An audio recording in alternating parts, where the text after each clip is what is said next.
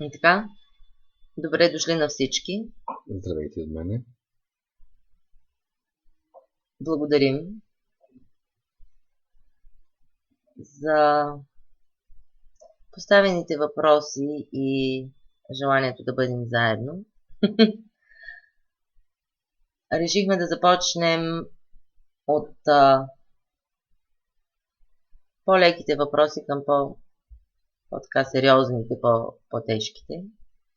Надявам се Студио Антик да е тук и всички, които си поставиха въпросите на стената на събитието, да са тук, за да могат да чуят своите отговори.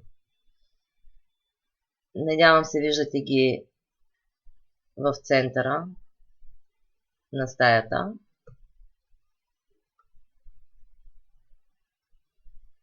Можете ли да потвърдите дали ги виждате само?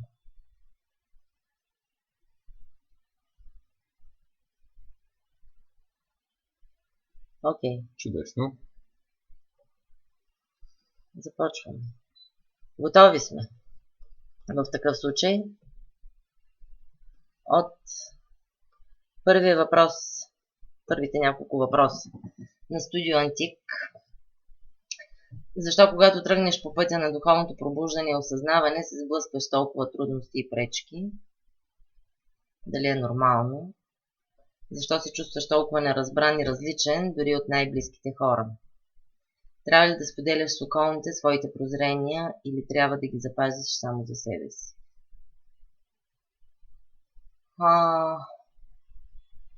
Интересен въпрос. Заобщо ситуация, състояние, пред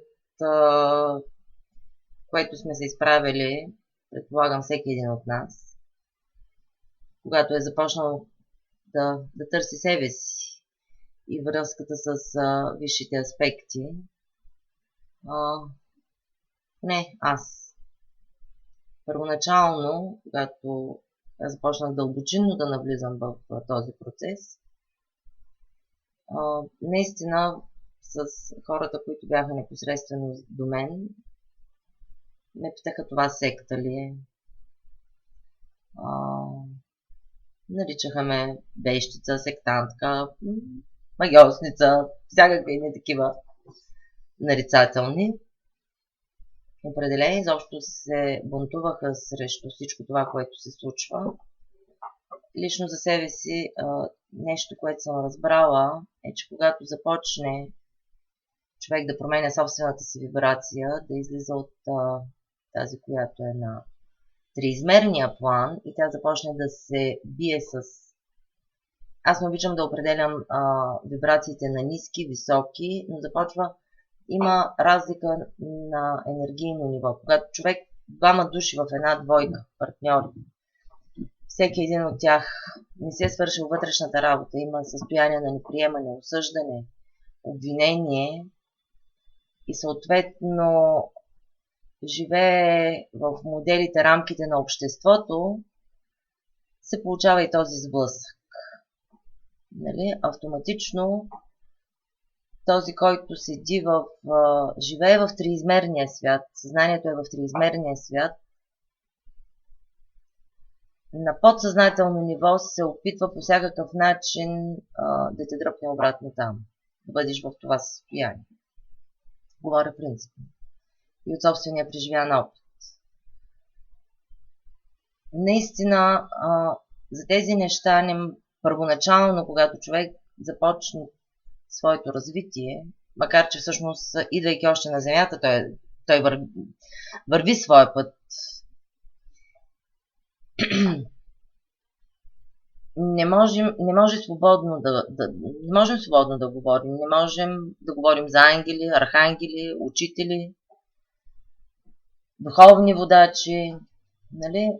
Обикновено сред большинството от хората се приема с неразбиране.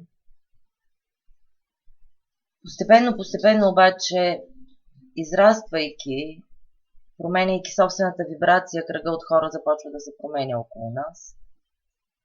И съответно този кръг от хора съответства на вибрацията, на която сме ние в момента.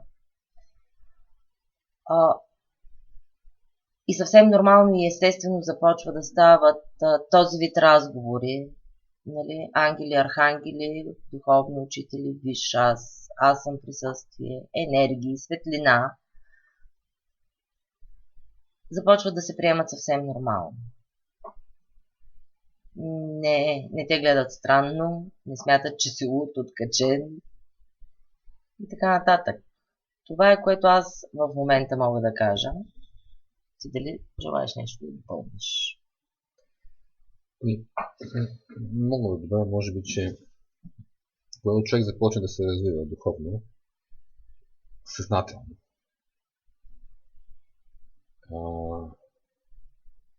задължително започва да привлича към себе си все повече енергия, все повече светлина, все повече съзнателност. Което означава автоматично, че много стари модели започват да излизат наяве, сблъсквайки с новите опитности и желания за промяна. Което означава, че един процес на ново раждане се случва малко или много, а то винаги боли и винаги е тежко. Тази трудност не се случва само веднъж и в началото на духовния път. Случва се още поне на един етап след това, за който може да говорим в някои наши разговори.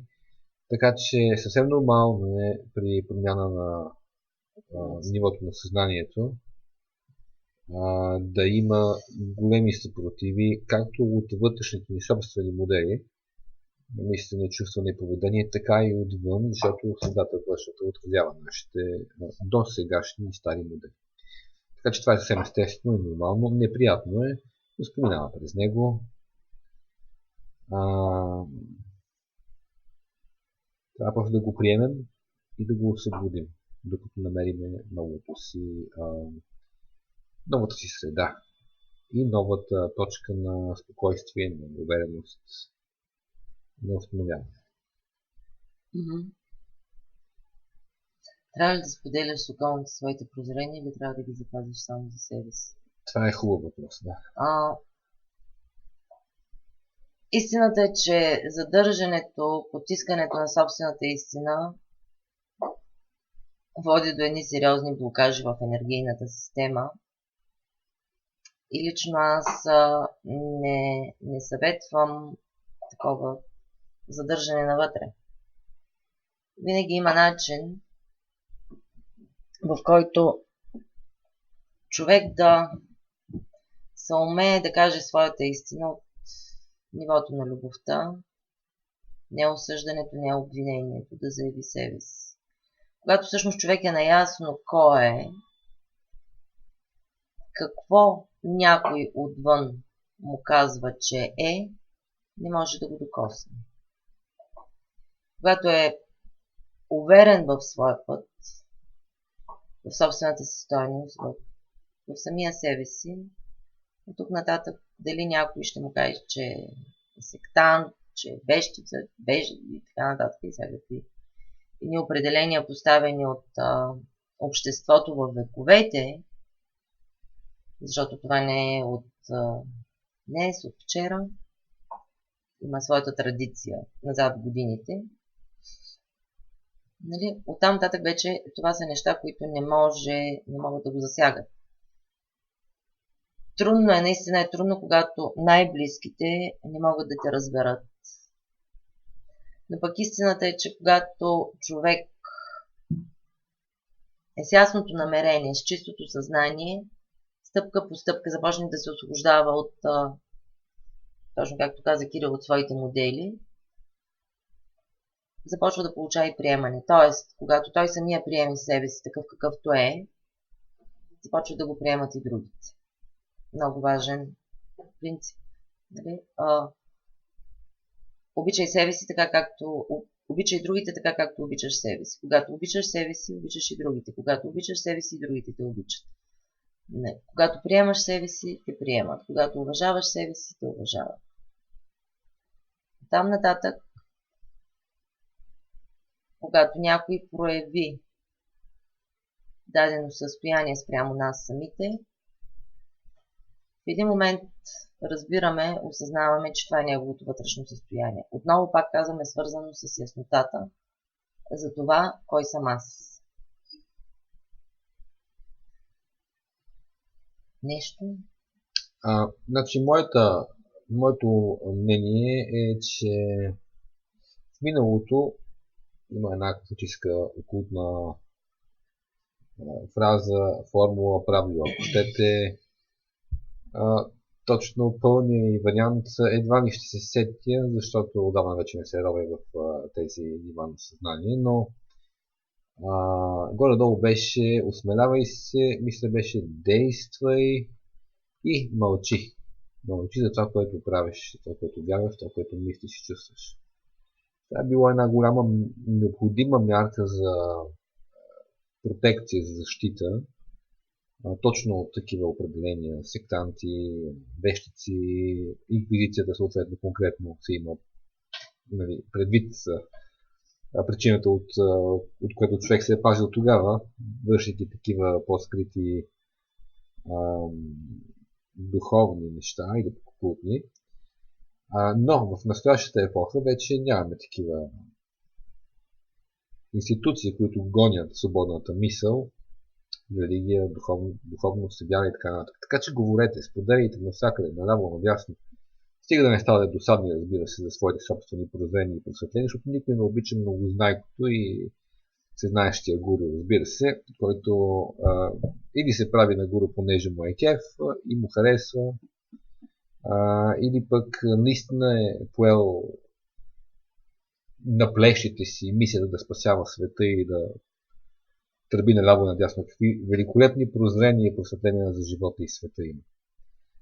Така че не стигайте до там, разбира се, в никакъв случай, но споделяйте, защото чрез вас, чрез вашите истински, искрени преживявания в медитация, в молитва или в четене на някакви хубави книги, текстове, споделяне с приятели, в тези ваши прозрения и осъзнавания, които се случват в тези процеси, които изброих, е светлината, която се разпространява помежду ни, на всички ни, през всички ни, на всички нива и така нататък. Комуникацията е начинът, по който източника, Бог и съответно всички ние, понеже ние сме. Той, разбира се развива. Така че споделяйте, естествено. Споделяйте. Естествено, отново, не се изкушавайте да се поставите в ситуация, когато ще представите някакъв диамант, нали, както е казано в Библията, не хвърлите алмазите, беше диамантите на свинете, защото нищо кой знае какво няма да ще ви отцапат. В никакъв случай тук не разбира се, хората, с които споделяме, не са свине и така нататък. Но разбирате какво има предвид. Със сигурност. Точно, не хвърляйте бисерите на прасетата. Да. Точно така, да. На прасетата. Следващия въпрос. Аз се подготвих за следващия въпрос, но искам да попитам дали имате някакви допълнителни въпроси във връзка с въпросите поставени от Студио Антик. Това, което коментирахме до момента.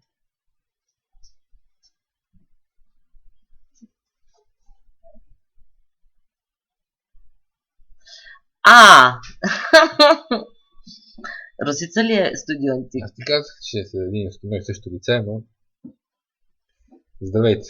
Студиото и Русица.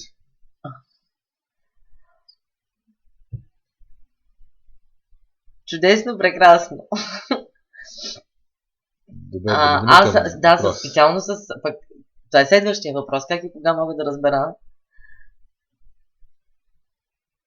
Окей. Давай. Добре. Специално към Русица Петкова имам един въпрос. Може би, ако желая, може сега да включим микрофона и камерата. Да, наистина за първи път и много се радвам. Всъщност това е първото излъчване на този формат, на това интервю, така да го нарека, на това споделяне. Желанието е да го направим поне ежемесечно, нали, ако съответно въпросите, които са поставени, нарастват и изискват повече време, ще го направим и ако се налага и 2 пъти месечно. Така, Русица, аз имам един въпрос във връзка с следващия въпрос. Как и кога мога да разбера, че вече съм готова и мога да помагам на други хора и на други хора в тяхното духовно развитие? Дали желаете да говорим или ще ни пишете?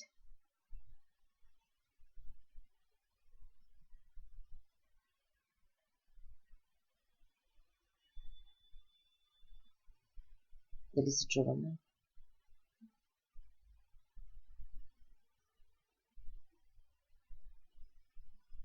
Да, добре. Така, искам, ако е възможно, затова предложих, ако искате да включим микрофона и камерите вашите, да ми малко така да разширите това, което влагате в този въпрос. Как и кога мога да разбера, че вече съм готова и мога да помагам и на други хора в тяхното духовно развитие.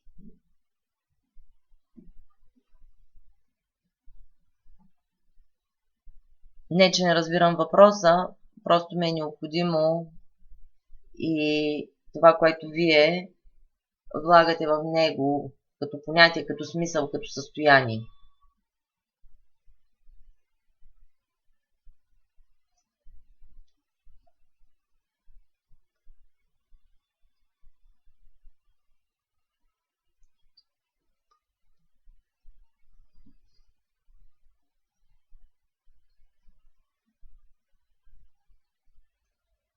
Ако имате микрофон, сега е момент да го използвате. Да.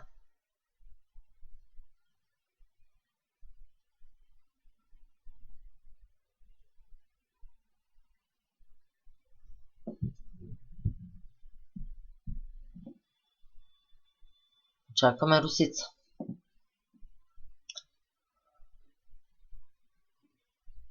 Ще говорите ли с нас? Ами, нещо се случва, може би. Ние можем да започнем да отговаряме на въпроса, да. Аз ще да започна? Да. Добре. Значи как и кога мога да разбера, че вече съм готова и мога да помагам на другите хора. Сега, първо искам да кажа следното и то е много важно, свързано е с това, което вече казах в предишния въпрос. Един от предишните въпроси. Ние така или иначе в комуникацията си едни с други правим нещо, за да можем да се развиваме заедно духовно.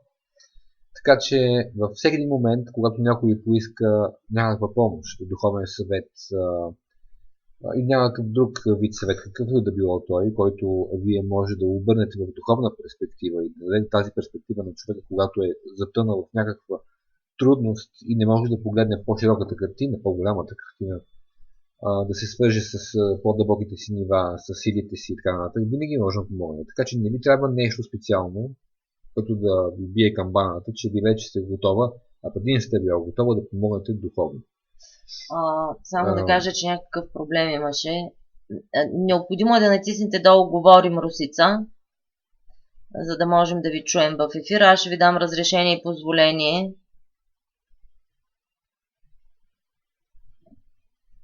Отдолу под лентата, където е чат бара и така нататък, има опция "Говорим", ако е при вас на български.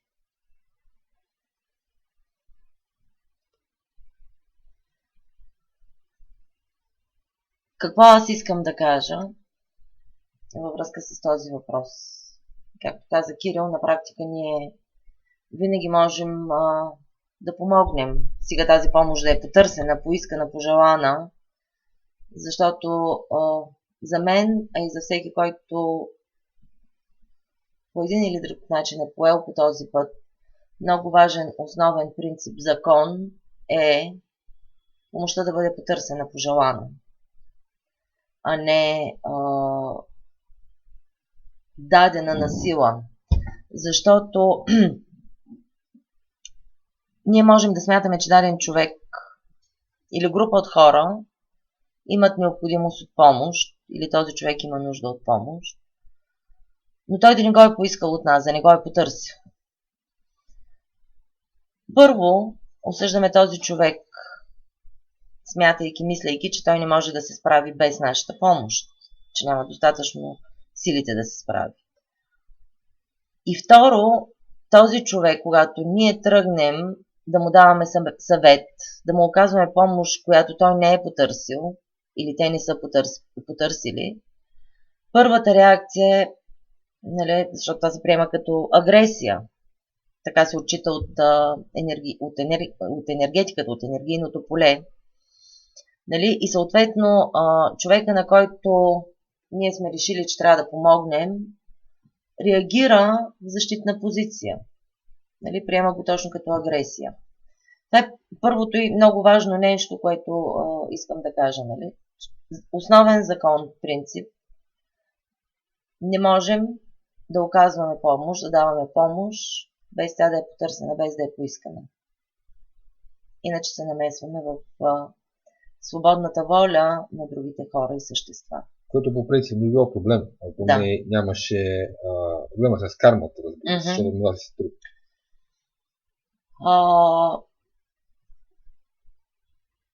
И пак казвам, винаги можем да споделяме своя опит, своите преживявания с тези, които са потърсили съвета ни, нали, поискали са помощта ни. Не знам дали някога можем да бъдем изобщо готови за подобно начинание, защото аз, четейки и мислейки по отговора на този въпрос, си спомних момента, в който аз започнах да споделям себе си, да споделям своя опит с другите, своите преживявания. Наистина видях реакцията, ответа на цялата публика, защото аз основно посоката, в която работя и заедно с Кирил е да помогна на другите да се научат да обичат себе си, да постигнат връзката с себе си. И споделяйки своя път, своята опитност, виждайки реакцията на другите, нали, в един момент се бях превърнала в огромно, в този момент така се чувствах, в огромно кълбо от любов и бях в състояние, желаях да прегърна целия свят. И в този момент си казах, аз повече не желая да работя работата, която работих към този момент. И ще правя това. Ще помагам на другите да обичат себе си, да се научат да обичат себе си, да намерят себе си в едно с медитациите. Истината е, че ние израстваме в своето еволюционно развитие, в осъзнаването. Сега, в настоящия момент, гледам на тази си своя опитност от преди няколко години така от едно друго ниво на съзнание, малко аматьорско ми изглежда. Вероятно, след определен период от време ще гледам по този начин на сегашната си позиция, на сегашното си състояние, на сегашното осъзнаване. Но това е защото ние непрекъснато се развиваме, израстваме еволюционно. Нещо друго важно, което така държа да кажа, е, че тази работа е изключително отговорна. Не можем да помогнем и да научим някого на нещо, без ние самите да сме извървели този път, без самите ние да сме си свършили вътрешната работа. Само натрупаната ментална информация не ни прави готови да помагаме на другите. Можем да помогнем тогава, когато сме наясно с пътя, който е необходимо да се извърви. В противен случай, това, което виждам и наблюдавам от други хора, които са решили да помагат, да учат другите, щетите, които могат да бъдат нанесени, са в пъти повече, отколкото на това, на което могат да бъдат научени, нали, помощта, която да бъде оказана. Или представете си човек, който има инженерно образование, математическо образование. Даже не инженерно или нещо, което няма нищо общо с началната педагогика. Човек, който има общо образователна култура, научил се да пише, да чете и желанието си да бъде забелязан, интересен, да привлече публика, хора, аудитория, образно казано, заявява, че отива и ще бъде учител в първи клас и ще учи децата на четмо и писмо. Сами разбирате, че човек, който не е преминал през обучението да бъде начален учител, всъщност не ще да може напълно и изцяло да научи тези деца на нещата, които имат като необходимост. Ето защо човек наистина трябва да подхожда внимателно към целият този процес. Да бъде наясно със себе си, с своето вътрешно състояние. Да е преживял всяка една опитност, всяко едно нещо, което иска да сподели със света, с хората. Вероятно това е моментът, но той някак си идва от само себе си. Дали успяхме да отговорим на Русица на въпросите? Абсолютно мълчание има в залата. Да посъни. Благодаря. Ще се радваме да бъдем заедно и в следващи наши начинания. Благодаря за въпрос. И благодарим за поставените въпроси. Да. Следващия въпрос. Хаха, краси. Какво трябва да разбираме под вътрешен зор? Вие или аз? Аз използвам понятието вътрешен взор. Да. Какво представлява вътрешния взор? Това е вътрешното зрение, вътрешното виждане. Когато затворим очи и осъществим тази връзка с нас самите и с невидимия свят, всъщност не мога да го нарека дори и ясно виждане. Нали? Това нещо се случва от нивото на трето око. Започваме да виждаме, не да визуализираме, да виждаме. Не знам какво повече да кажа. Вътрешният взор. Това е. Виждаме с нашето трето око невидимият свят. Виждаме енергията, съществата, виждаме аурата, виждаме полето, чакрите. Вътрешно виждане, вътрешно, да. Също да.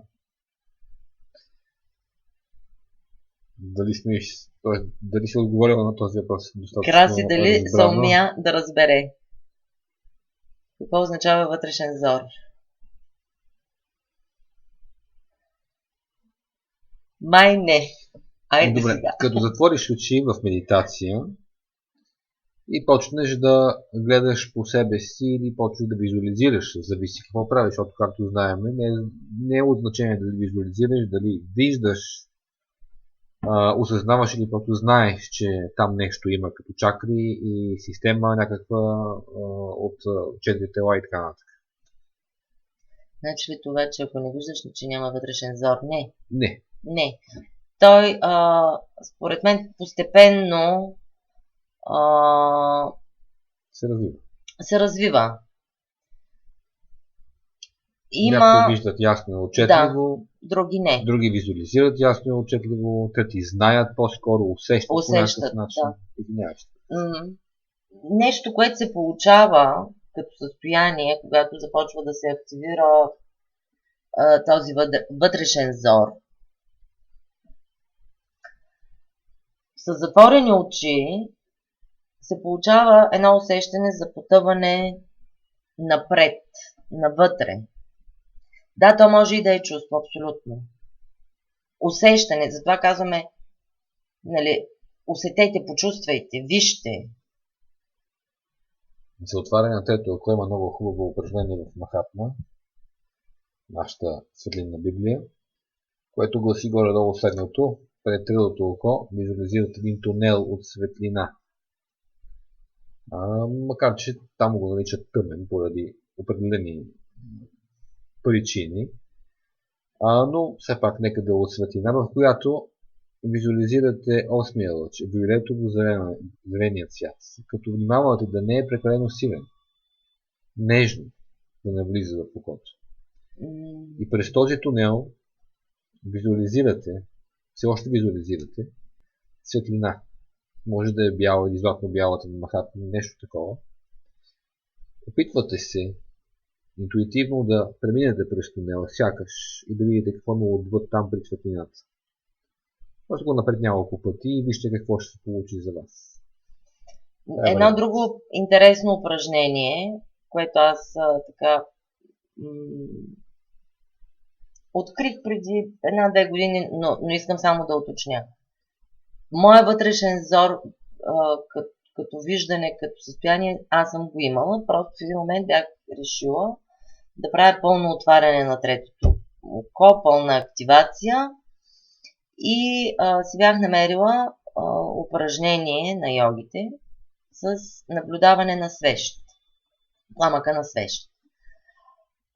Поставяте запалена свещ на нивото на погледа, на нивото на очите трябва да е пламък. И започвате да наблюдавате пламъка в най-високата точка, където той не се движи.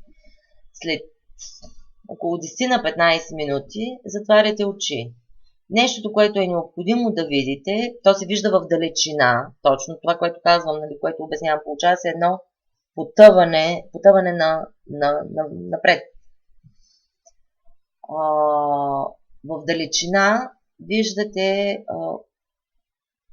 свеща с пламъка, но свеща не я виждате такъв какъвто е нейният цвят. Обикновено се вижда с синкава светлина, а пламъка червен. Негативно обикновено се казва. Какво?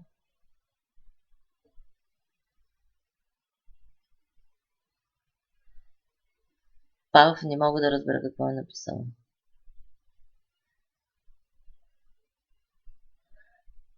Добре. Ще отговорим и за жертвения модел. Да довършим за третото око. В интерес на истината това упражнение е много полезно, много приятно и действително помага да направите тази връзка, да сами за себе си да разберете как работи процеса, как се случват нещата.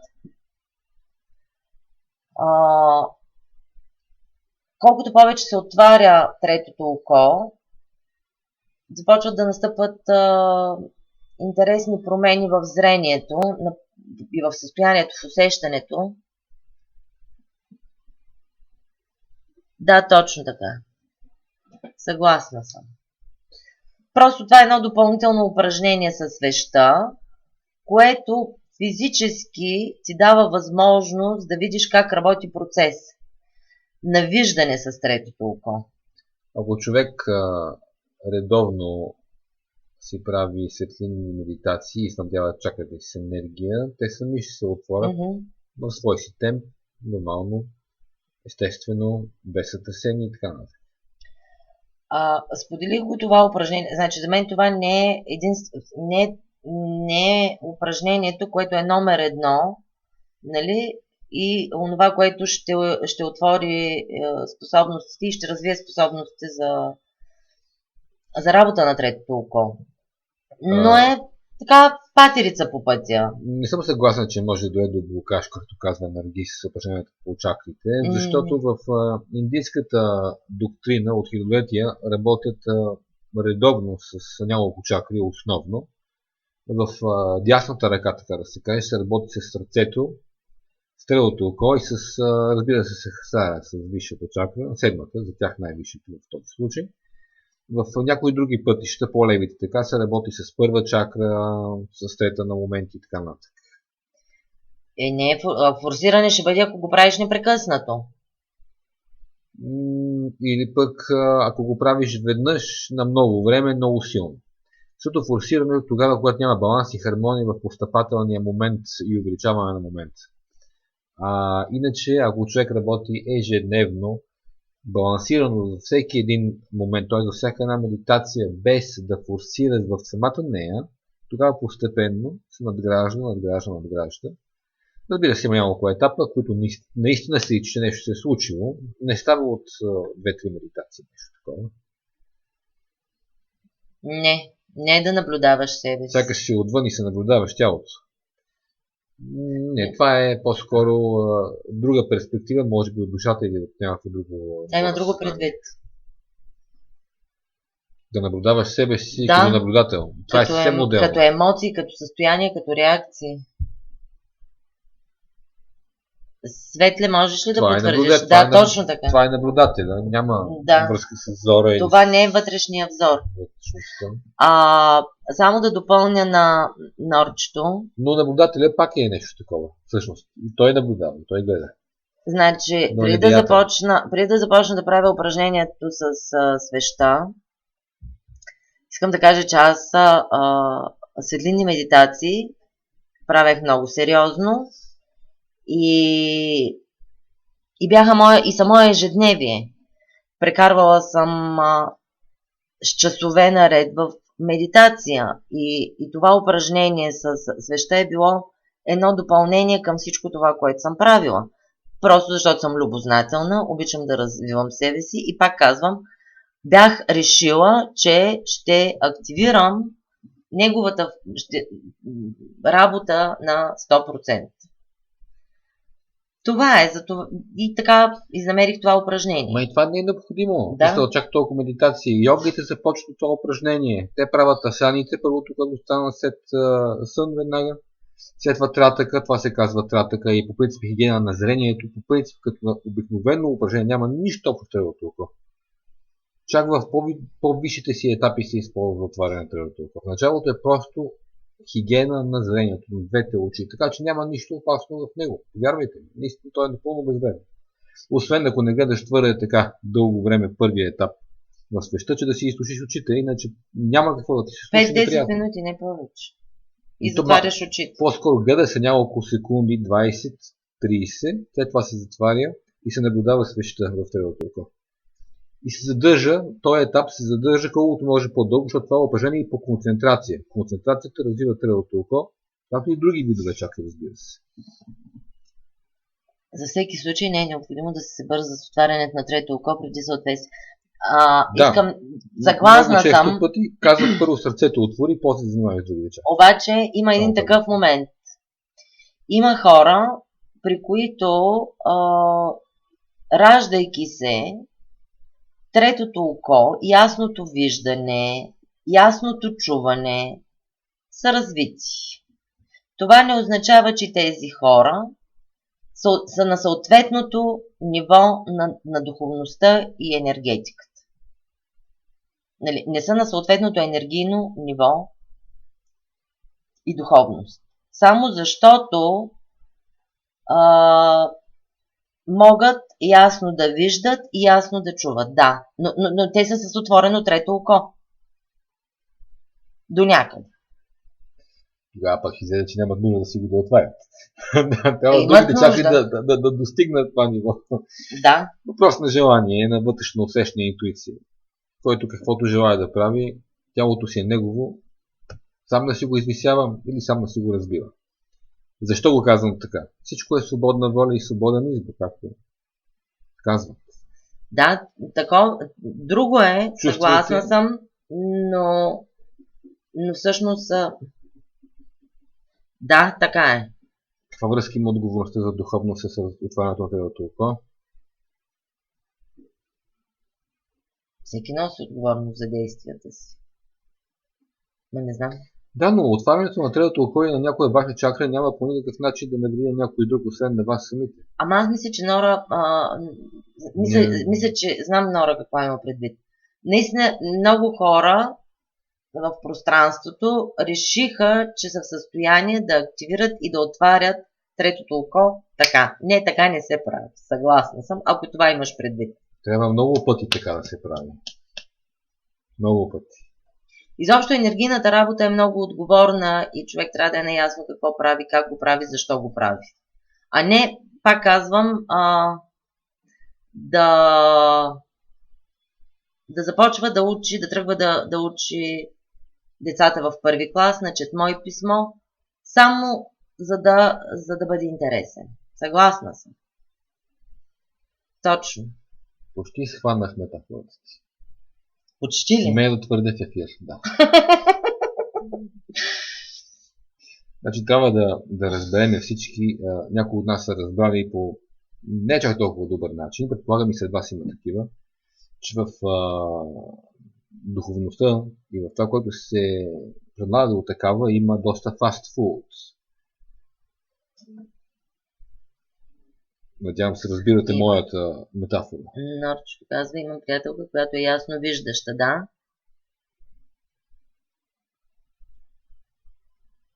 Не взимайте често fast food. Няма да ви доведе далеч. Искам да попитам дали има някои още въпроси във връзка с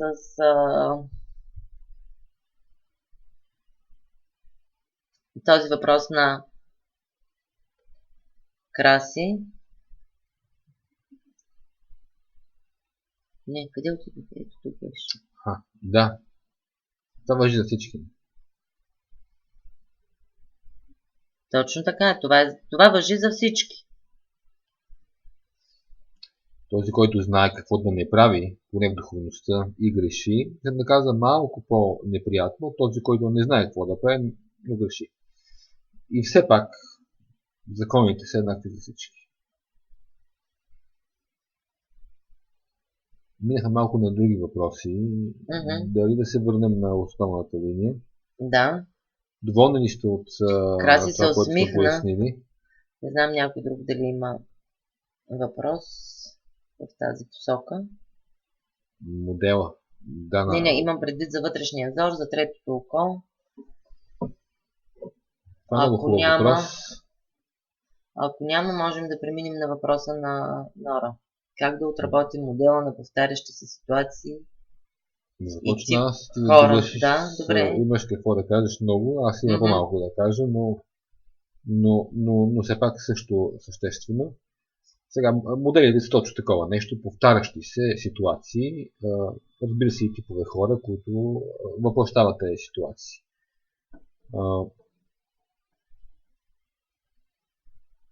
И ситуации, да. Да. Това, което искам да кажа е, че тези модели идват от подсъзнанието, разбира се, защото сме ги изживявали много пъти и сме ги приели за истина. Това, което трябва да направим, разбира се, да ги променим и да ги разтворим.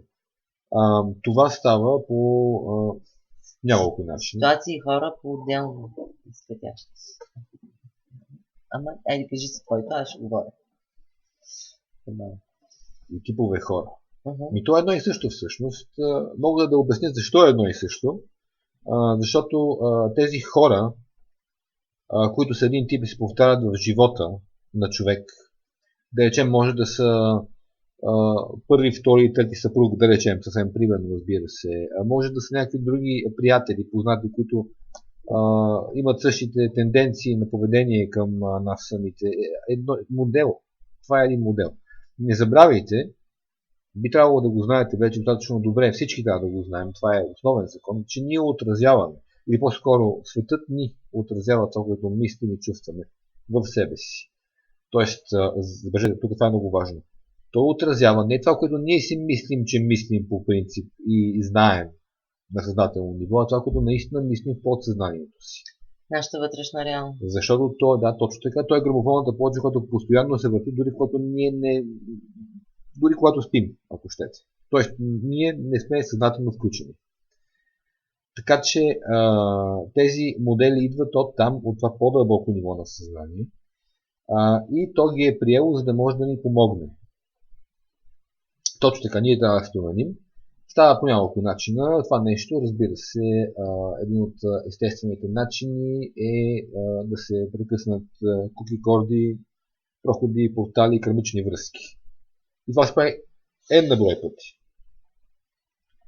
Другия начин, който е хубаво да се прибави към първия, е да се върне силата и това да се прави N на брой пъти, също така, да се връща силата. Това сме го правили с медитации и ще продължаваме да го правим, така че със сигурност, ако не го знаете, ще го научите в даден момент. Разбира се, другото, което е съзнателна работа с моделите. Аз точно се каня да говоря за огледалата. Точно, знам. Най-лесната и елементарната е да разпознаете модела. Значи, звучи трудно наистина, той се по-скоро звучи лесно, но понякога наистина трудно. Трябва да го препознаете и да създадете модел, който на вас ви харесва. Не е задължително да е точно обратния модел, а просто модел, който ви харесва. И от тук нататък вече е творене на реалността. Точно така. Творене на реалността. Нека за това да каже Кари повече. В допълнение на Кико, нали, освен енергийната работа, защото аз винаги съм казвала, че за мен е важно да се работи както на енергийно, така и на съзнателно ниво. Нещото, което е много полезно и дава практическа възможност как да се отработят тези модели, защото всъщност това е въпросът. За мен бяха 7-те магически огледала на есеите. Не знам, една част от вас тук са наясно с тях, други може да не сте. Най-общо казано, нали, живеем в свят, който отразява нашата вътрешна реалност. Нашите изисквания, нашите очаквания, нашите захващания. Бидейки на собствената трансформационна права, нали, попаднах преди доста години на този материал. В гледането му, анализирането му, човек е необходимо да бъде изключително честен със себе си, да признае пред самия себе си това, което е, без страх, без обвинение, без осъждане. Т.е. да приеме своя минус, да приеме своята тъмна страна, да й даде право на съществуване, да я признае. И както преди това говорихме във връзка с това, кога човек е готов, ще се почувства готов да помага на другите в тяхното духовно развитие, нали? Така и аз казах, аз ще споделям себе си, ще говоря. Започнах втори път да гледам, не втори път, не знам кой път там, много пъти го бях гледала. Огледалата да се подготвяме точно за семинари. Защото имахме цял цикъл практически семинари за работа с огледалата. Като искам да допълня, че преди това няколко години подред си задавам въпроса, защо повтарям за себе си един и същи модел на поведение във връзка с работата си. Работодатели и работа. И не можех да намеря отговора, защо го правя. Нали? Започвам, винаги съм работила на отговорни позиции, от мен зависят хора и така. Нали? Имало е периоди, в които съм имала работодатели, имало е периоди, в които не съм имала работодатели, но започвам работа, отдавам цялата себе си в това начинание, работила съм по 25 часа, по 26 часа, ангажирала съм се, нагърбвала съм се с дейности, които не ми е било работа да правя, но аз за благото на фирмата, за всичко, на всички, съм ги правила. В общи линии, нали, се стигаше до един и същи момент, аз да не си получавам възнаграждението, да не си получавам това, което съм изработила. И в един момент ставам ядосана, сърдита и си тръгвам. Един и същи модел на поведение. С различни работодатели, различни хора. Но резултатът е един и същ.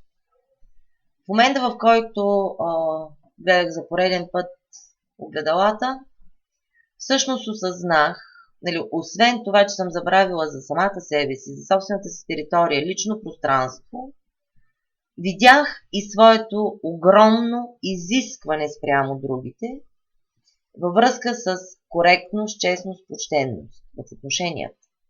Толкова силно, че аз не го допускам като липса на такова, някой, нали, изобщо не може да бъде такъв, нали, различен от това. Осъзнавайки съществуването на този модел, нали, Грег Брейдън в Седемте магически огледала казва, че в момента, в който видиш огледалото, разпознаеш го, настъпва неговото лечение, нали, на ефекта на доминото във всички области на живота, където то се проявява. Но не е просто единствено и само да се види огледалото, да се разпознае. Необходимо е да се приеме. Да се даде правото на съществуване на даден минус, такъв какъвто е. Да приемеш не означава да си съгласен, но за това нещо ще говорим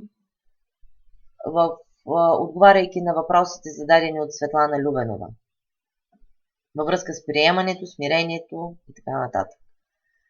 И пак казвам, да приемеш не означава да бъдеш съгласен. Аз приемам, че моят събеседник има различно мнение от моето. Давам му това право, позволявам му вътре в себе си, той да има различно мнение от моето. Когато съм в това състояние, съответно нямам необходимостта да водя спор. Да доказвам колко аз съм права и колко той е крив. Нали? Но целият този процес е пряко свързан с отношението към нас самите, с нашите изисквания, с нашите очаквания. За мен това е съзнателният път за отработване на тези повтарящи се ситуации тип хора. Приемане. Приемане на нас самите такива, каквито сме. Освобождаване. Да, смирението не е примирение. Говорим за приемане. Абсолютно. Точно, да.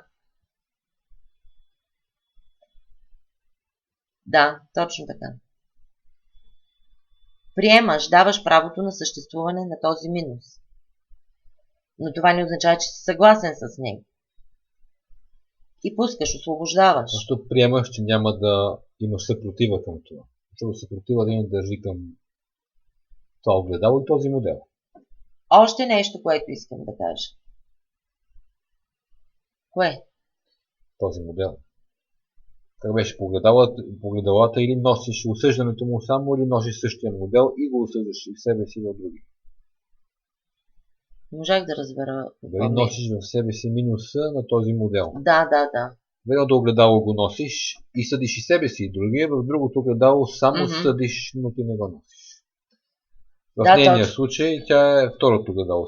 Второто, да, изискване и осъждане. Да.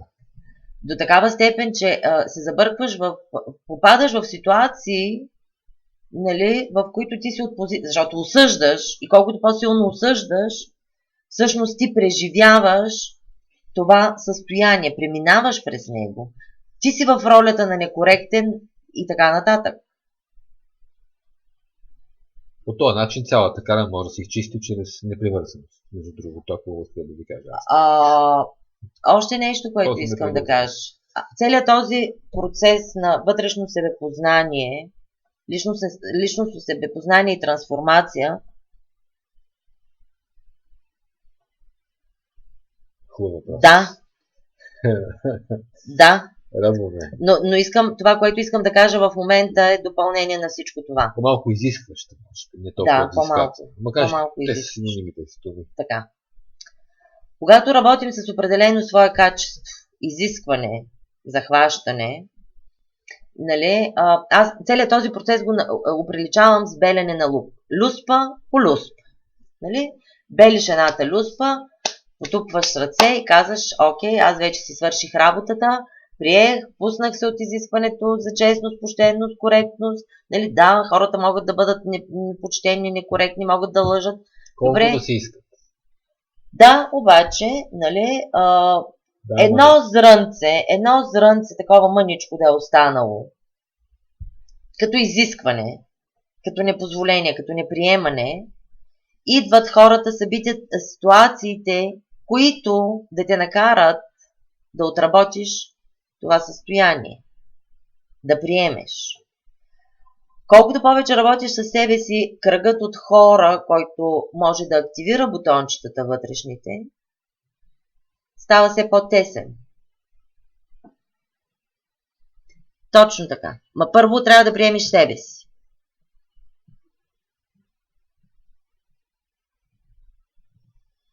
Първо приемаш себе си такъв какъвто си. Да, в момента в който приемеш себе си, щраква едно копченце и ти започваш да приемаш света около себе си. Следващия момент е да се пуснеш от изискванията, от очакванията, от захващанията. На всяка цена дадено нещо да бъде такова. Една батерия има своя плюс и минус. Ние не осъждаме минуса на батерията. Ние знаем, че тази батерия, за да може да работи, е необходим и плюс, и минус. Но не се отнасяме към себе си и другите по този начин. Мнозина не желаят и самите ние отказваме да се изправим пред своята тъмна страна, пред своя минус. Когато го правим, не го правим, пак казвам, за да се самообвиняваме, да се самобичуваме, самонаказваме. Изправяме се, за да го приемем, да му дадем правото на съществуване и да постигнем този баланс между плюса и минуса. Да пуснем съпротивата. Да пуснем съпротивата, да. Така, в момента, в който какво се случва?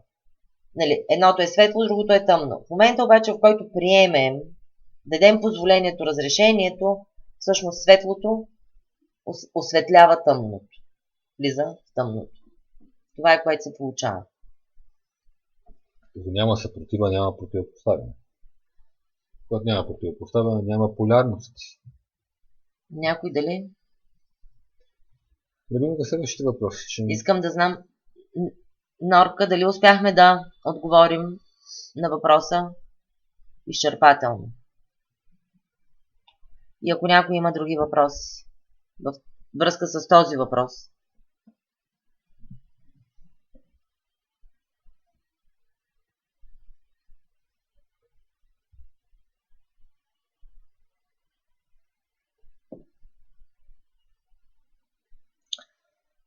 Много е вероятно да носим даден модел от предишни животи. Съгласна съм.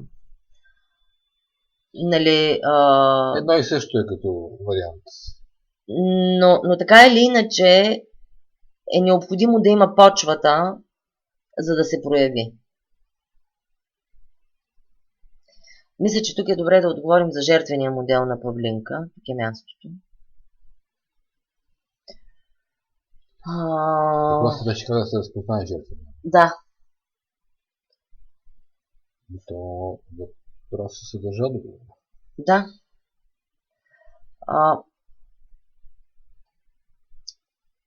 Жертвеният модел е винаги тогава, когато се чувстваш безсилен пред дадена ситуация, в дадена ситуация, пред даден човек.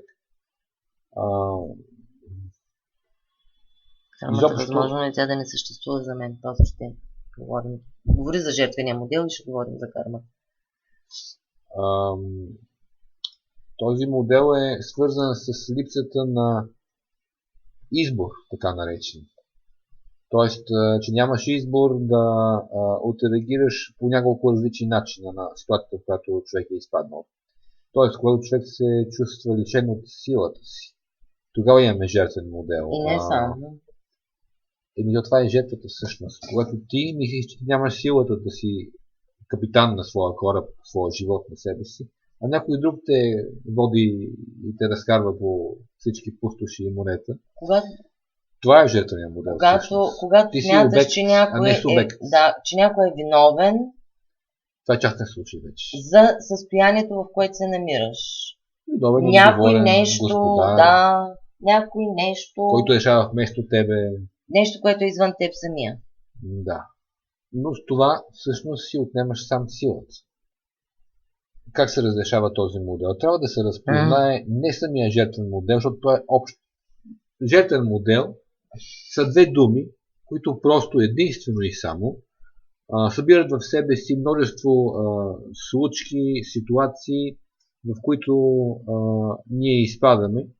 Те имат някакъв общ корен. А това е, че ние не владеем себе си. Ние не можем да изберем в живота си как да действаме, как да бъдем, какво да мислим и да чувстваме. Така че жертвеният модел е просто на обобщение на всички тези ситуации. Трябва да се вземе човек всяка ситуация, която е за него по-голяма, по-значима и да види какви точно конкретни модели, които влизат в общия знаменател жертвен модел, е развил. Какви точно се стоят и да почне да работи един по един, защото е много общо да се каже жертвен модел. Това е само знамената. Не изобщо излезеш от момента, че някой друг ръководи живота ти, направлява живота ти. Това е един фундаментално убеждение, което трябва да направим, но оттам нататък вече моделите могат да бъдат много. Да се върнем на кармата на Миглена. Ако не вярвам в кармата, възможно ли тя да не съществува за мен? Не, това е като ако не вярвам в Бог, дали съществува Бог за мен. Ако съществува и да вярваш и да не вярваш, няма значение. Също и с кармата. Добре, ако не вярваш в кармата, наречи го писано, съдба, нещо такова. Само ето тази съдба може да се промени или най-малко да варира. Това е оговорката ми. Има различни видове религиозни концепции, философски концепции. Някои приемат написаното като написано и непроменимо или почти непроменимо. Други казват, че ние си го пишеме това нещо и това се нарича карма, съответно, защото кармата идва от думата действие на санскрит и описва нашите действия, за които ние си взимаме след това резултата от тях. Причината и следствията, съответно. Така че няма да че как ще го наречеш. Въпросът е, че има някаква причина всеки от нас да изпита дадено следствие. Когато оправим причината, оправим и следствието. Само искам да добавя на Павлинка на въпроса за жертвения модел. Да се доложим. В момента, в който осъзнаеш, че ти си господар на своята реалност, че никой нищо извън теб самия не ръководи, не управлява живота ти или встъпиш в собствената си сила, т.е. не отдаваш силата си на нещо извън теб самия, е моментът, в който на практика се умяваш да освободиш напълно този жертвен модел. Да сложим скобки обаче. Това става след определена и не чак толкова малка и къса работа. Да. Става след определена дълга. Извървяване на един път. Затова другото, което също посъветвахме да се работи с конкретните модели, не излиза от валидност. Да. Не става само с утвърждението, аз съм господар на себе си. Защото не. Сега да съм получил възнесение 300 пъти и да съм станал господар на света. Аз, казвайки, осъзнавайки, че сме господари на своята реалност, на собствения си живот, нямам предвид да си го повтаряш. Въпросът е да го живееш. Да си го повтаряш, докато заживееш. Но е дълга работа, дълъг процес. Аз съм закърмена с този модел, както знаеш, от най-ранна детска възраст в много дълбок, сериозен, жертвен модел. В момента, в който го осъзнах, видях, започна неговата трансформация. Да, тя не става ето така. Не става, днеска съм жертва, утре вече не съм жертва. Лукав е, хитър е, крие се, проявява се под различна форма.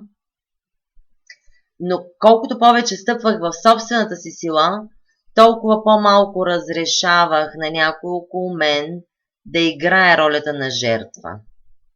Дори и на собствените си родители. Както казах, кръгът от хора, който може да активира всичките тези бутони, се стеснява, нали? Когато работим с нас самите. И те стават най-близките ни до сърцето. Моделите на поведение его проява ли са? Задължително. Само искам да... Задължително.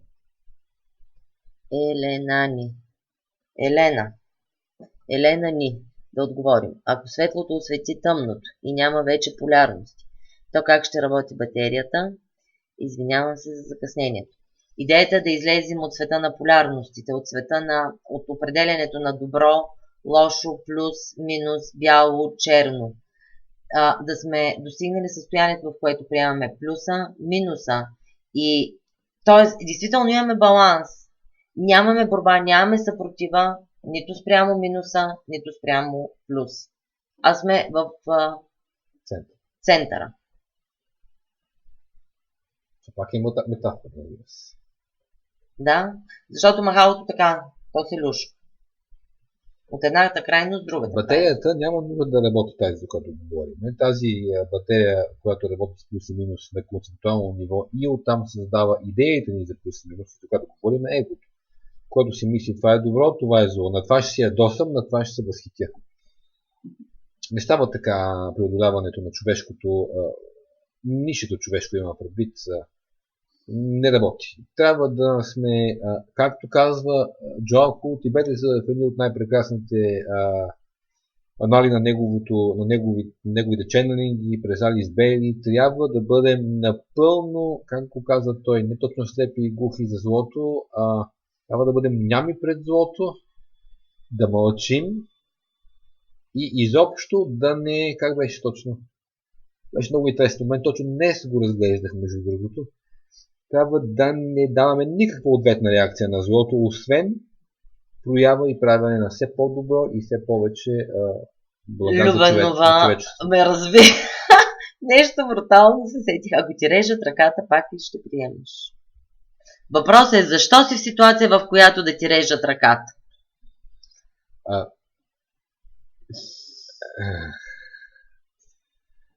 Сега, отново това е жертвен модел. Да.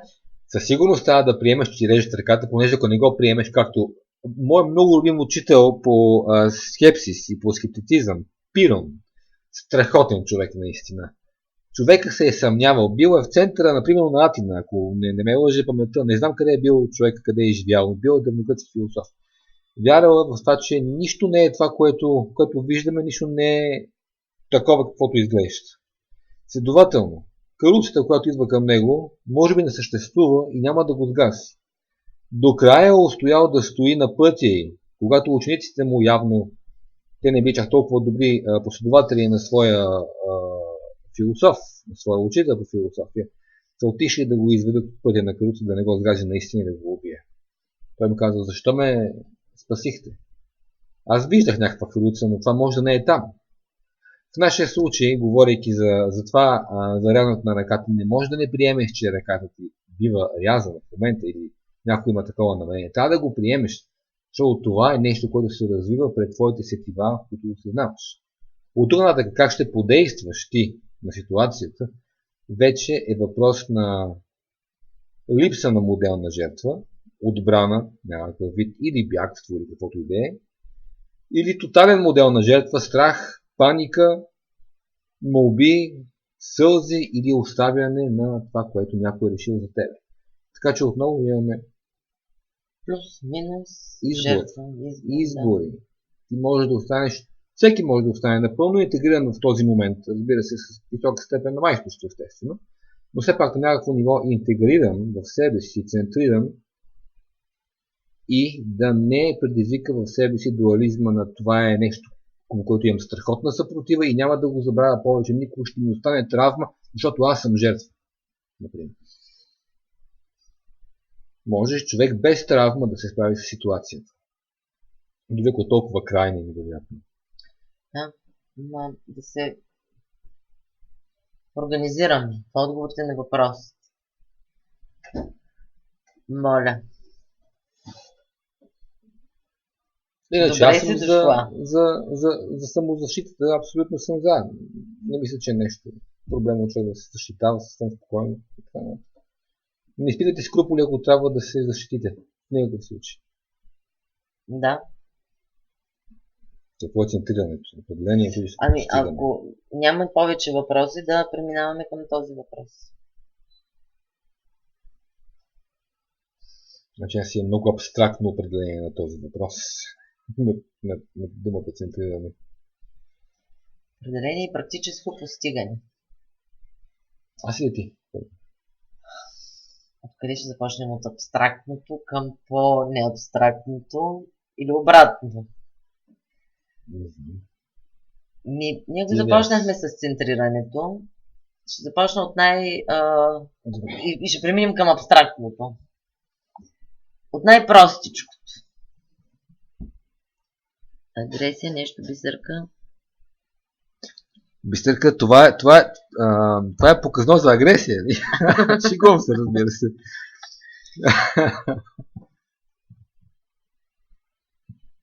Така, да пристъпим към отговора на въпроса. Котката. Котката рулира от всякъде. И тя иска да комуникира. Какво е центрирането? Определение и практическо постигане.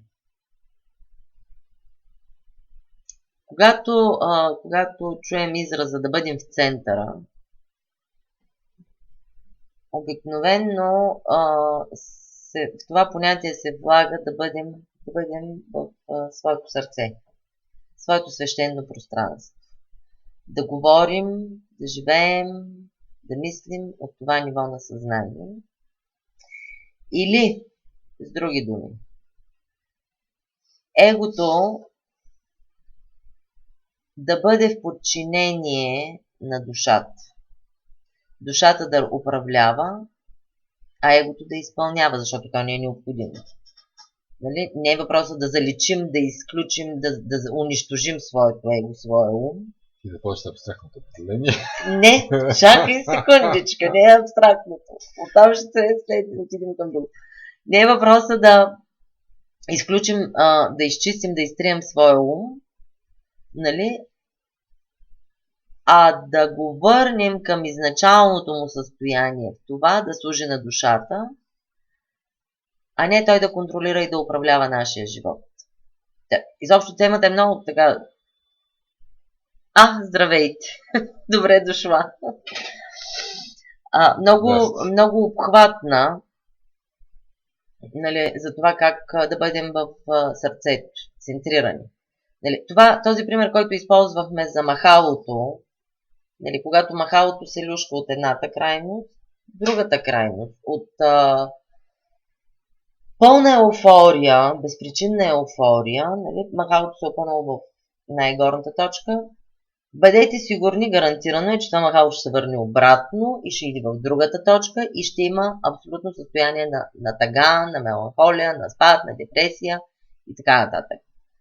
Нали, центрирането е отново да бъдем в баланса, в центъра на това, да няма махало, което да се люшка от едната посока в другата посока. Точка на равновесие, всъщност. Как се постига това нещо? Отново всичко започва и тръгва оттам да се научим да обичаме себе си. Да приемем себе си такива каквито сме, да се освободим от осъждането, от обвинението, от изискванията, от очакванията и това когато сме го свършили с нас самите, автоматично се отразява в светът около нас. Това състояние може да бъде и не само когато сме в медитация.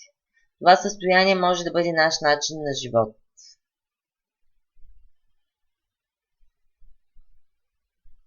Когато умът е предал контрола, пуснал е властта, освободил е властта да командва, да се съмнява, да страхува и е позволил на сърцето, на душата да ръководят, направляват този процес. Може да имаме тази отговор на Русица. Много хубав въпрос. Означава да не изпитаме силни емоции. Абсолютно да, хиляди пъти да. Силната емоция е много лошо и неприятно нещо. Ние не си даваме сметка, понеже живеем в култура, която просто се храни от силните емоции. Разбира се, винаги гледа да има позитивни такива, но всъщност се храни от всякакви емоции, включително от негативните. Това включително много е претъпило сетивата ни, съзнанието ни, морала ни и абсолютно всичко е претъпило до неимоверен момент. Намираме се на нивото на Атлантида в момента преди хиляди години и ако не бяхме в новата епоха, положението ще да бъде трагично. Но не, слава Богу, няма причина за паника. Защо силната емоция е вредна? Силната емоция изтощава изключително много нервната система. Независимо дали е позитивна или негативна. Очевидно е, че негативните силни емоции са много негативни и са тотално нежелателни. за да няма нужда да говорим за тях. Позитивните силни емоции, всъщност точно това, за което говори Карина, тази крайна еуфория, изтощава също толкова нервната система и изобщо абсолютно всички центрове на тялото, които са включени в това нещо. А всичко е включено, понеже на хормонално ниво ние сме едно цяло и няма никакво значение коя чакра, нали, по-конкретно работи в случая или няколко чакри. Всичко е включено и изтощава цялата батерия, която представляваме ние самите. Което означава, че ни състарява и ни съсипва, приближава ни към смъртта. Другото, което прави, е, че изключително силно поляризира емоционалното тяло, за да може да се случи това, което говори пак Карина за махалото. Тези, които искат по-нагледен пример, ако си спомняте от студентските години, аз доста явно си спомням, когато еуфорията на купона мине на другия ден, дори без човек да има махмурлук, нали, съвсем да няма никакви химически намеси в тялото му външни, се получава един спад, който е задължителен, защото просто емоционалното тяло и физическото тяло имат нужда да си починат. Но това се тълкува като голям спад енергиен от двете тела, емоционално и физическо, и следва депресия. Сега, разбира се, близко е до мисълта, защо тези състояния, колкото и да са прекрасни едните, когато са в апогей, а другите временни, когато са в най-низко състояние на депресия и да минават бързо, защо? Очевидно е защо това не може да бъде един начин на живот, който да води към хармония, към красота, към по-дълбок ниво на съзнание. Това е един повърхностен живот, който не позволява на човек да влиза навътре в себе си. А истинският център е вътре и центрирането е там, където е най-тихо, най-спокойно и най-неподвижно. Вътрешния център е всъщност аз съм присъствието. Разбира се, това е в сърцето, най-така ясно се усеща, космическото сърце, както каза Карина. И всъщност да се центриран означава да осъзнаваш себе си като, да възприемаш себе си като, да знаеш, че си и да го усещаш изцяло, а именно, че си аз съм присъствието. А не, че ти викаш аз съм присъствието си и то евентуално ще слезе над тебе, в тебе. Не, ти си аз съм присъствието. Още тук и сега. Тогава няма ум, няма дуализъм, няма много мисли или пък няма изобщо мисли, има само тук и сега. Това е центрирането. Нещо, което искам да постига чрез редовна медитация, разбира се. Не само с съзнателна работа, с теб самия. Медитацията обаче е венеца на цялото нещо. Вече другото не е. Пропускате, господин Цветков, нещо много важно, което аз винаги твърдя. Моделите. Необходимо е човек да работи както на енергийно ниво, така и на съзнателно ниво. Нито само медитацията е съзнателното ниво. А като под медитация няма предвид задължително енергийна медитация. Това, което има предвид, е медитация в пустотата на аз съм присъствието. Защото колкото и модели да махнете, ако вие не влезете в тишината и в покоя на своето аз съм присъствие, няма да го направите чрез други видове утвърждения и замествания. Няма да се случи. Трябва да влезете в центъра на кръгчето. Това става чрез медитация. Иначе е хубаво да махнете модели от себе си, защото те са ви вълничките на езерото, които ви смущават вие лесно да влизате в медитация, например.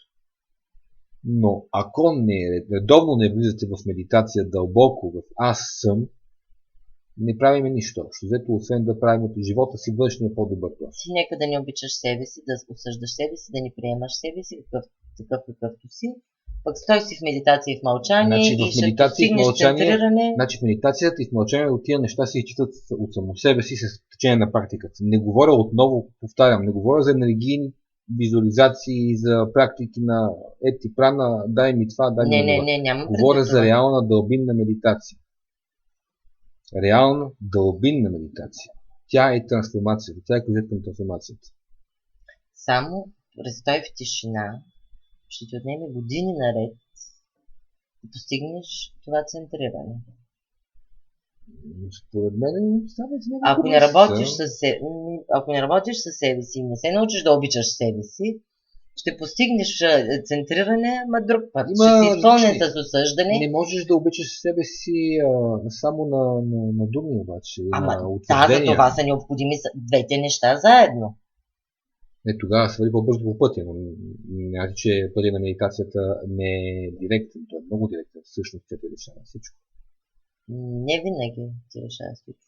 Само не може да ти направи живота значително по-добър моментално, т.е. сфера из цял член, защото медитацията сама по себе си не е творене на нещо във външния свят. Тя е влизане навътре и само контакт с Бога вътре. Сега, на тема емоциите, не е скучно. Първо, те не умират всичките. Просто поляризираните, изключително поляризираните биват успокоени. В един момент не оставаш сам със себе си. В един момент човек се изпълва точно с безусловна божествена любов, с приемане. Изчистил е от себе си, трансформирал е гнева, освободил се от гнева, от осъждането, от всичките тези, хайде ще ги наречем негативни емоции. Модели, страха, вината. Освободил е себе си от всичко това. Това не означава, че той не трябва да се радва. Радостта, щастието, но не говорим за безпричинната еуфория. За истински дълбоката изживяна радост и щастие изключително много вдигат собствената вибрация. Те са двигателна сила в творението. Точно така, да не забравяме, че духа сам по себе си, аз на присъствието, всички тези душевни и духовни нива всъщност е радост и блаженство. Да, радост, щастие, хората искат да любов. Откриват себе си, за да постигнат блаженството, а не понеже просто искат да знаят какво са те самите. Но си се освободил от гнева, от осъждането, от неприемането, от страха, от всичко това в този път.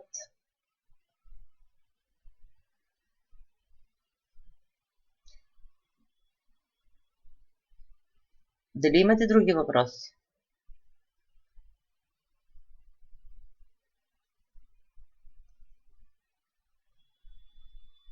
Какво е центрирането?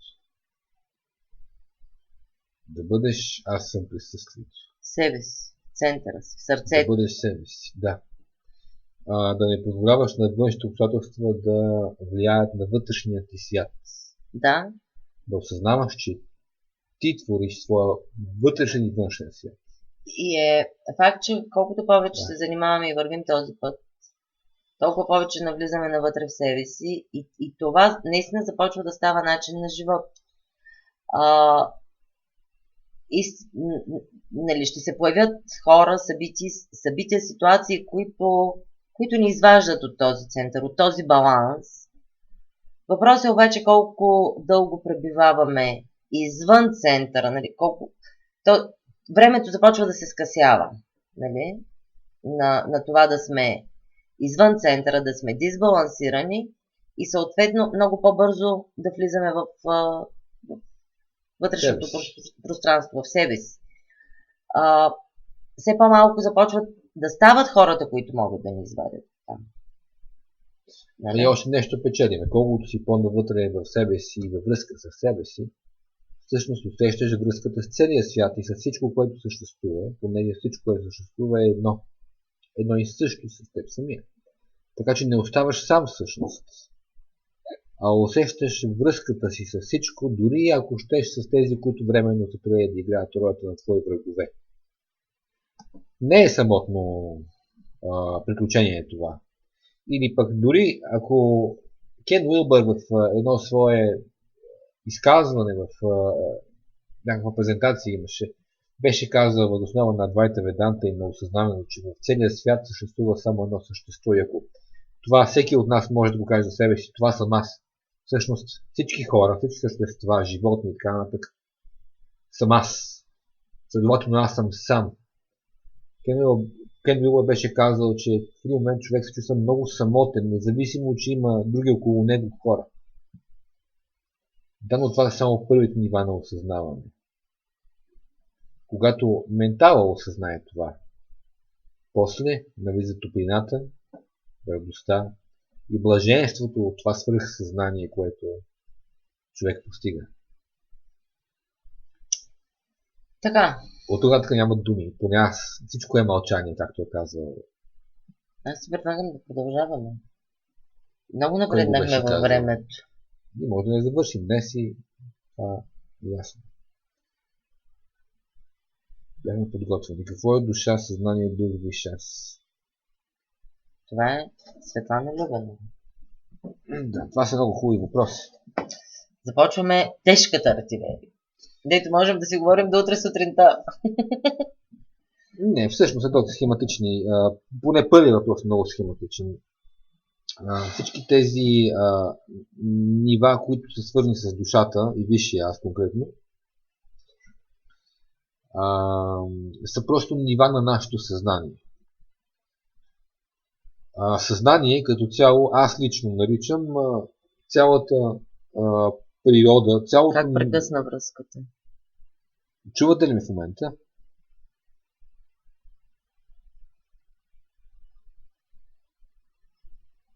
Да, добре.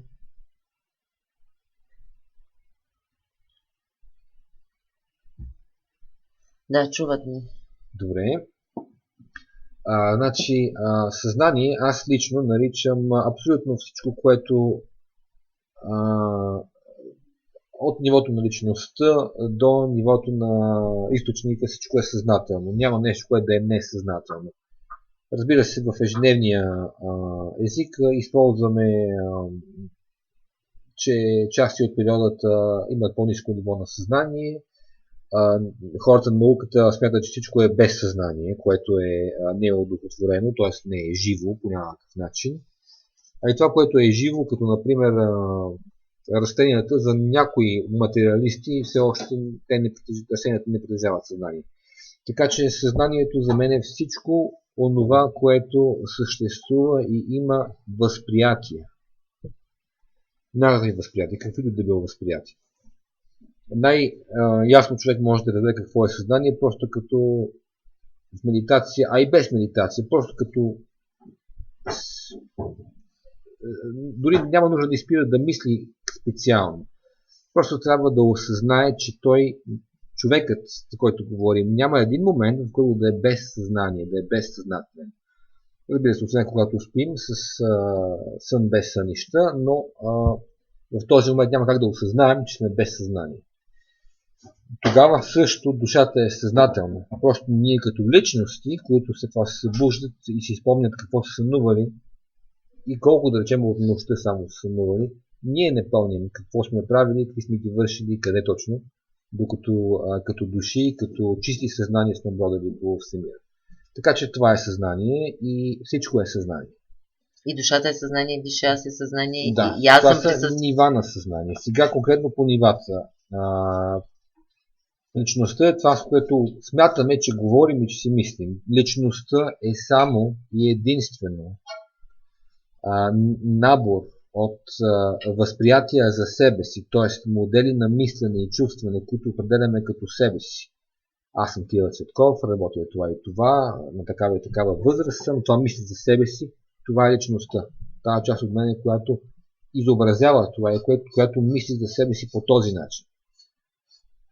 Душата е определено ниво на съзнание, което е, да речем, 8 чакра е седалището на енергията на душата, когато тя още не е спусната, после става в сърцето. Душата е онова ниво на съзнание, което е азово първо, т.е. то е аз съмност има в него. Индивидуализирано е. То не се определя чрез личността. То е по-широко обхватно. То е чисто съзнание. Светлинно тяло, ако щете, съобразно. Чиста съзнателност. Това е вашата чиста съзнателност всъщност. Енергия, която се спуска във вас и започва да преминава през вас и да подсила вашето вече личностно съзнание, което имате, когато сте въплатени в тялото. Следва висшия аз. По-високо ниво на съзнание има същите параметри горе-долу, само че по-разширени. Като махнем, че смята се, че той е безличностно съзнание, т.е. той не е той е безличен абсолют някакъв вид. Разбира се, под безличен абсолют го възприемат някои школи от изтока, а иначе той не е самия абсолют, а е просто едно ниво, което отразява абсолют. Абсолют е това, което наричаме непроявен източник, който е над измеренията изцяло. А тук на висшия аз стигнахме само до 6-то измерение. До сега разбираме ли се?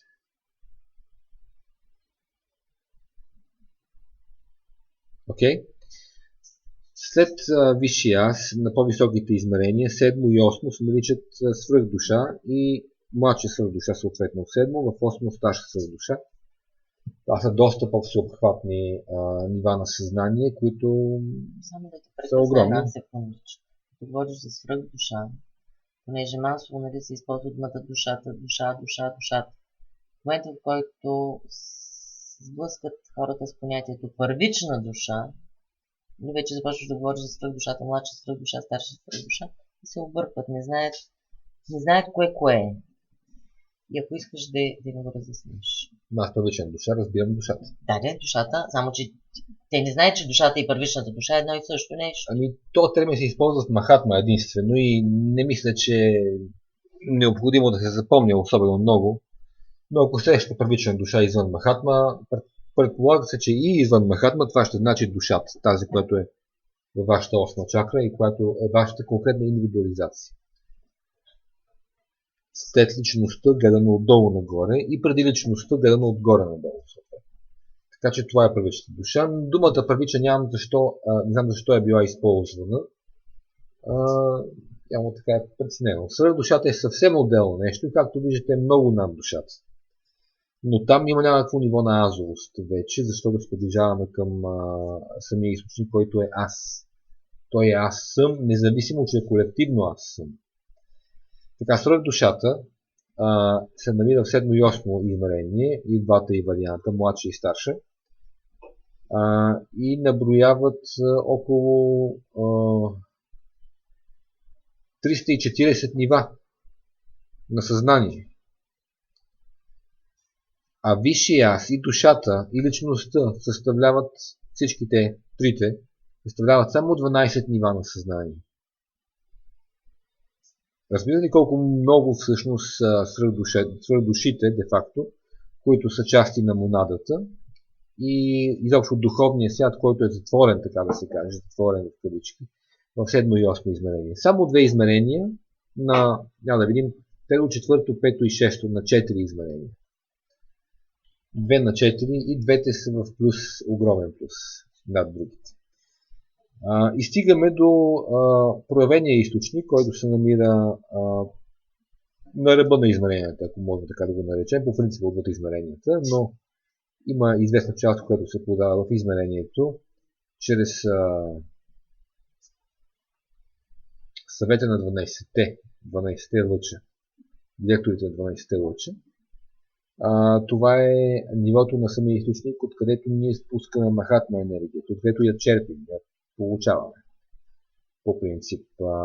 Сега тук може да се говори много, точно откъде я получаваме, как я получаваме, дали точно оттам или оттам се отразява. Де факто оттам само се отразява тук в нашия свят, понеже това място, за което говорим в 9-то измерение, е твърде високо. Има много ходителни системи, които са необходими, за да стигне махатма и която и да е друга космическа енергия до нас.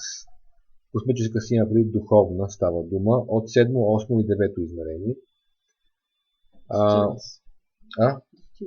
Че достига чрез отражение, т.е. не може да достигне самата енергия чиста, в чистия вид, защото е твърде разширена, разбирайте, твърде силна, твърде гореща, там е нужда от доходители и те са хиляди.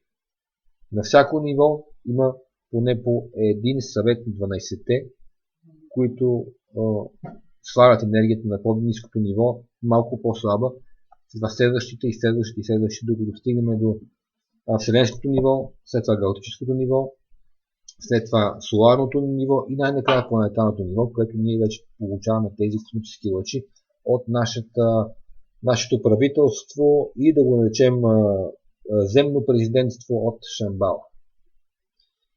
Така че през много охладители минава. Всичко това е всъщност разслоението и размножаването на многото аспекти на махатма, което наброява 352 нива, които са отброени като толкова от Виватус. Всички тези 352, да, така е, но е необходимо да се каже, защото ние, че не може да свържем с аз съм присъствието по никакъв начин, А това е ниво на съзнание, за което постоянно говорим. 352 нива на вашия аз. 352 варианта или колективни проявления на един и същ аз, ако ме разбирате. Малки азове, големи аз. Когато извиквате Махатма, за да работите с нея, вие работите с целият този потенциал от ваши 352 нива на съзнание във всеки един момент, когато викате Махатма. Разбира се, за дадения момент, в който вие се намирате, работите с определено количество от тях, с определено ниво на съзнание, с което можете за вашия еволюционен момент. Но вие работите с целият потенциал на източника по принцип, с Махатма и с другите космически лъчи. Сега, какво е аз съм присъствието, защото това е важно? Аз съм присъствието ви. С всички тия 352 нива. То тече отгоре до долу и ги обхваща. Фокусът, централният фокус или по-скоро изходната точка на това аз съм присъствие е, разбира се, нивото на съждателите, съвета на 12-те в 9 и над 9 измерение. Тоест, там се намира корена на аза на всеки един от нас. И оттам ние се стараем да интегрираме тази енергия. Но тя, спускайки се да плаща абсолютно всички нива. Така че, има няколко нива на работа с аз съм присъствието. Във всеки един момент, когато казвате аз съм присъствието. В един момент от това осъзнаване вие работите с самия източник и източника Махатма конкретно от 9 и над 9 измерение. В друг момент, или по-скоро не момент, а аспект в един и същ момент на вашата работа, работите с всичко, което сте от най-високо до най-ниското ниво на творението. И в третия аспект, разбира се, работите с съзнанието, което проявявате в момента тук и сега като аз съм. Усещане за аз съм присъствие. Така че имате най-малкото 3 нива на работа с това. Така че аз съм присъствието е огромна концепция. Първо трябва да се поглъщате лека по лека и да се асимилира доста време. Това е по първи въпрос. Това е по първи въпрос. Дух. Какво е дух? Дух е дума за мен е събирателна за всичко, което е духовно. Ако ще да го свържем с концепцията за Махатма, това са духовните нива и духовните измерения, които са над 6, от 7 до 9 включително. Аз да кажа по въпроса. Духът спуска, духът дава, духът ти поставя. Цел? Да. Слага ти изпитания на пътя, духът. Значи като цяло всъщност духът не е нещо различно от висшия аз, от аз съм присъствието и ако можем да говорим кои са нашите водачи, всъщност това са нашите висши аспекти. Нашето аз съм присъствие, нашия висш аз, нали? Тези аспекти можем да наречем дух, нали? Духът, който ни постави на пътя изпитания, препятствия, спусна и така нататък. Масово използвано като понятие, като концепция. Необходимо е човек да направи това разграничение за себе си. Аз съм присъствието. Висшите аспекти наши са тези, които ни водят по пътя. Тези, които ни дават така наречените уроци за научаване, изпитания, препятствия и саботажи. Бой по главата. Да, те са виновни. Значи ние сме си виновни. Силата пак е в нас. Абсолютно. Каква работа? Жертва и пак господа. Абсолютно. Ако светлето няма и някой няма повече въпроси по отношение на тази точка, какво е душа, съзнание, дух, висш аз, можем да продължим с следващата точка.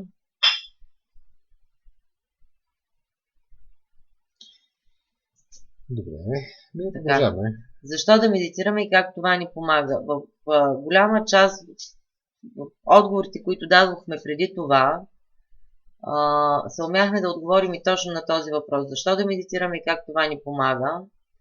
Нали, първо едно от нещата, които споменахме, беше във връзка с балансирането, центрирането.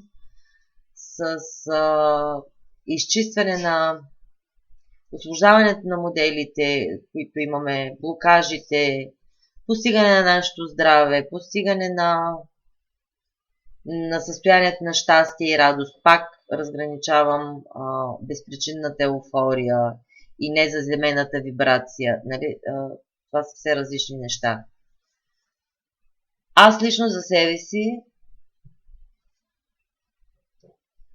започвайки светлинните медитации, защото медитации в състояние на мълчание, на тишина, на покой, просто нали, в това състояние, доста дълги години преди това съм правила без да съзнавам, че това се нарича медитация, без да знам, че се нарича медитация.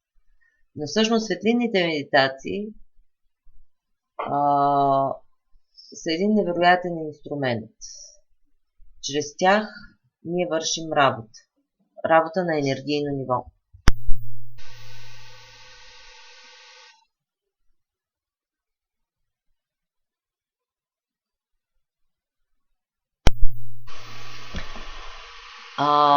Съумях да реша здравословните си проблеми, нали? Да постигна своята вътрешна цялостност, едновременно с всичко това, което говорихме, че вършим на... Като казвам съзнателно ниво, нямам предвид това съзнателно ниво, което коментираше Кико. Имам предвид в съзнанието си да започнем да живеем определени състояния. Състоянието на безусловна любов, на приемане, на обич, така. Ако някой има въпрос, конкретно във връзка с това, защо да медитираме и как това ни помага, ще помолим да го зададе. Кажи, да. Защо да медитираме? Да, до сега действително обяснявахме точно това и отговорът е следния. Само чрез медитация човек се центрира. Само чрез медитация, в аз съм, в тишина, в на дълбините, човек открива себе си. Няма да ги откриете в утвържденията, аз съм хубав, аз съм красив и така нататък. Или аз съм здрав, включително. Няма да откриете себе си в всичко това, което дори в Махатма пише, че трябва като отражение да се каже. Те са само за да постановят нещо, което вие се предполага, че осъзнавате по време на медитация. И само за да дадат автоматика, така да се каже, включването, ключа към подсъзнанието. Нищо повече. За да стане обаче това наяве и истинско, дълбоко, вие трябва да преживеете себе си.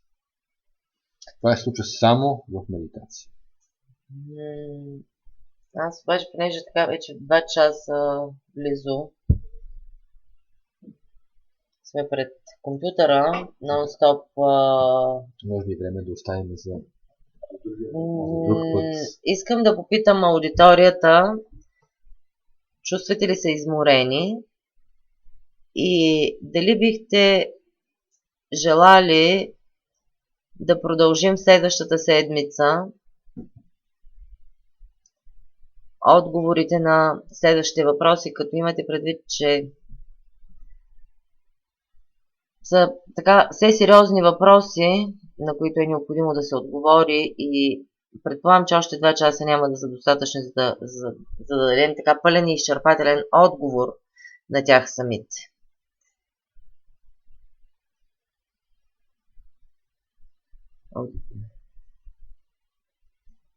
Да, Яна, с сериозните въпроси, с тежката артилерия. Бисерка. Да, добра идея. Да. Те са сериозни въпроси. Ние всъщност оставихме сериозните въпроси, за да имаме така... Всички са сериозни въпроси. Тези са тежки обаче. Тези са тежки въпроси. Има се предвид, че се иска много обясняване, много ваши въпроси могат да изникнат в течение на това, много дискусия и затова е добре да им отделим специално внимание. Не, че предишните не бяха сериозни, те бяха сериозни, много сериозни. Не случайно говорим 2 часа, нали? Така е, но тук вече става дума и за някои по-разширени въпроси, да го наречем така. Да, има. Но предлагам и тези 2 въпроса, защото са също сериозни въпроси. Всички са сериозни, Ви предлагаме, ако желаете, в следващата седмица всички тях да отговорим на тях.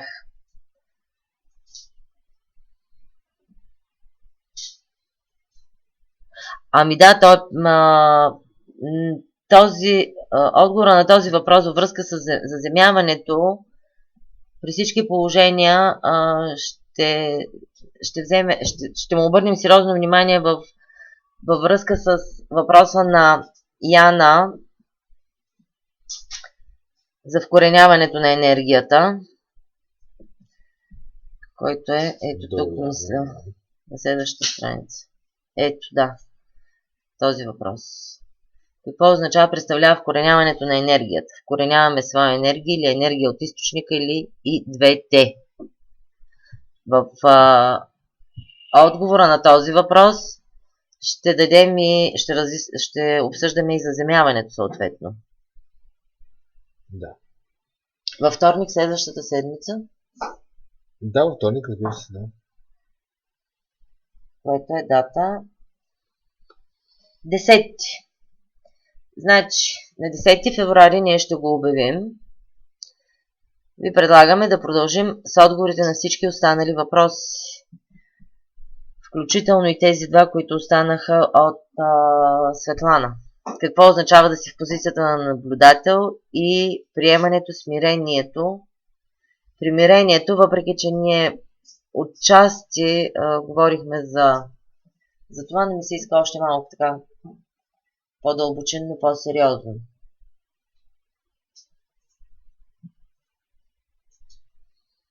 Добре, ами да ви пожелаем приятна вечер. Ако имат някакви въпроси последно, и да пожелаем. Да ги оставим да си измислят въпроси и следващия път да ни пишат. Напишете ни следващия път въпроси на следващото събитие, което ще пуснем. Това, което за 10 ще си отговорим на тези въпроси. Нека да я напишете и нови, за да може да имаме и за следващия материал за следващия път. Така че може да продължавате с вашите въпроси, които ви тормозят по някакъв начин. Излязоха и със сигурност. Приятна вечер за момента. Хубава вечер. Четвъртък е медитацията ни за интеграция на енергията на богинята майка. Да. Женската енергия. Ще бъде седянка женски клуб. Само жени ще се събереме. Дори мъжете ще бъдат в да. Ама не ги само така. Мъжете също е необходимо да интегрират женската енергия. Естествено, че е необходимо всички да обичат и двете енергии. Интеграцията на женска енергия няма нищо общо с половете, само да уточни. Както и интегрирането на мъжка енергия. Не, те са напълно безполови тези енергии. Да. Беше ги женска и мъжка, само защото за удобство в културата ни има такава концепция, иначе няма такова нещо.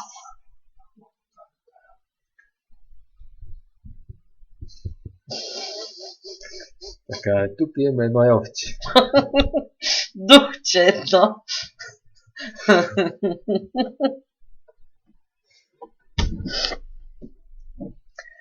Добре.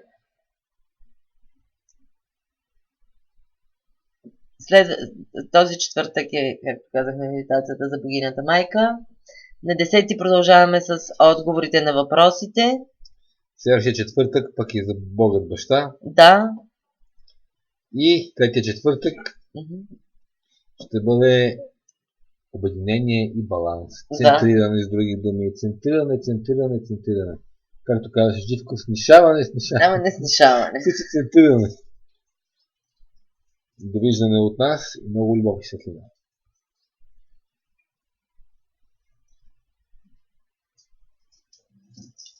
Да, да се ги продължаваме.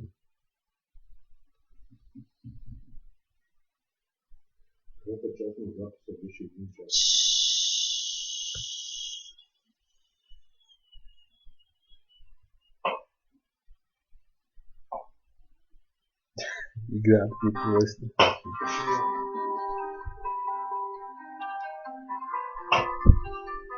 Хубава вечер, целувки от нас, благодарим и ние, че бяхме заедно.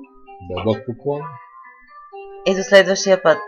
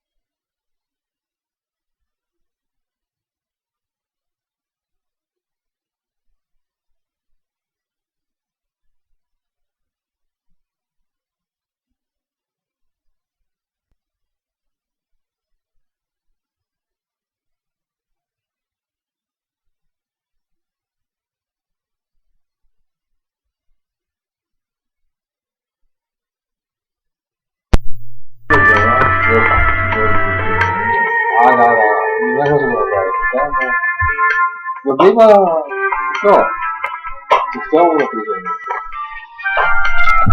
Точно. Това е причината, което има възможно,